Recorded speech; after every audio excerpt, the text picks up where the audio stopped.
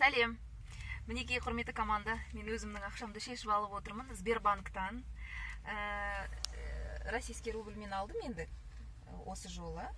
Неге десеңдер, мынау үлкен сумма ғой енді 217 мың рубль, яғни бұл жерде 1 миллион 217 мың теңге. Рубльмен шешкен себебім ұтылайын деп отырмын да. Неден? Жаңағы конвертациядан, одан да российский рубльмен алып ауыстырғанды жөн көріп отырмын, басқа обменный пункттан.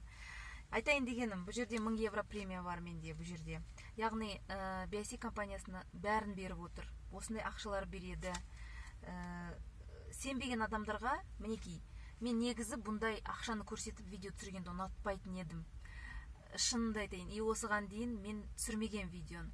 Мен командам айтады, ылғи, сіз неге видео түсірмейсіз? Мен бұрын ұялатынмын бұндай видео түсіруге, шынымды айтайын. Енді сіздердің көп деген сұрауларыңыз бойынша мақтанғаным емес, мен қайта ұяламын бұндай ақшаларды көрсетуге.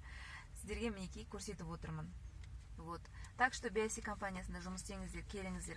Бұл жерде реально ақша табуға болады. Мінекей банкты да көрсеттік. Банктың ішінде біз түсіре алмадық. Себебі банктың ішінде түсіруге болмайды екен. Видео, фотосъемка запрещена дегеннен кейін, мінекей күйеуім екеуміз біз шығып, машиненің ішінде сіздерге осы менің тапқан табысымды көрсетіп отырмыз. Сол үшін біздің командаға, ең керемет деп аталатын командаға, маған Сандуғаш Садыкова структурасына келіңіздер.